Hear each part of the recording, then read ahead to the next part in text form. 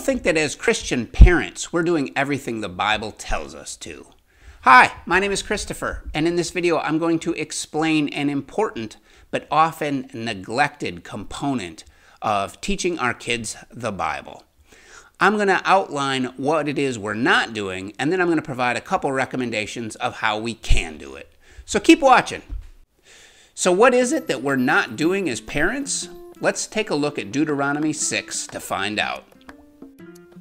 Deuteronomy 6, verses 5 through 9. And these words that I command you today shall be on your heart. You shall teach them diligently to your children, and shall talk of them when you sit in your house, and when you walk by the way, and when you lie down, and when you rise. You shall bind them as a sign on your hand, and they shall be as frontlets between your eyes. You shall write them on the doorposts of your house and on your gates.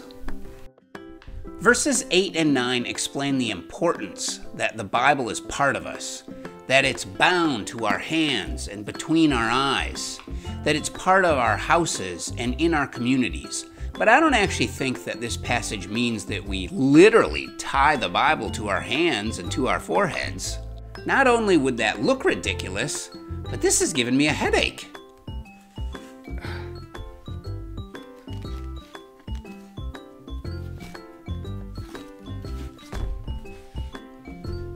I believe this passage calls us to teach our children that the Bible needs to be top of mind.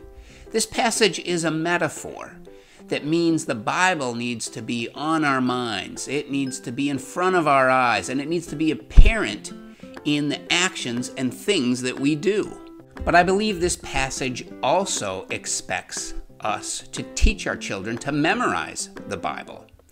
Jews of Bible times also viewed this passage as a call to memorization. Traditionally, Jewish boys at the age of 5 started to memorize the first 5 books of the law, the Pentateuch. Some may say that this passage in Deuteronomy 6 applied to Old Testament Jews and doesn't apply to us today. Psalm 119 verse 11, however, says, "Thy word have I hidden in my heart, that I might not sin against you." One of our main goals as Christians is to obey God's word, and we see in this passage that putting the law in our hearts, memorizing it, helps us to obey. But if we really believe the Bible is God's word, why wouldn't we memorize it? Why wouldn't we teach our children to memorize it? So let's say I've convinced you, and you're at a place where you want to teach your children to memorize the Bible. I'm sure your next question is, how do I do that? It sounds quite hard. Well, there are a couple reasons for optimism. First, you may be surprised at how good children are at memorization. Children's minds are like sponges. They quickly soak it up. I think there are a couple different studies out there talking about how children's minds at the ages of 3 to 7 are particularly receptive to memorization. Second, this is definitely a case where slow and steady wins the race.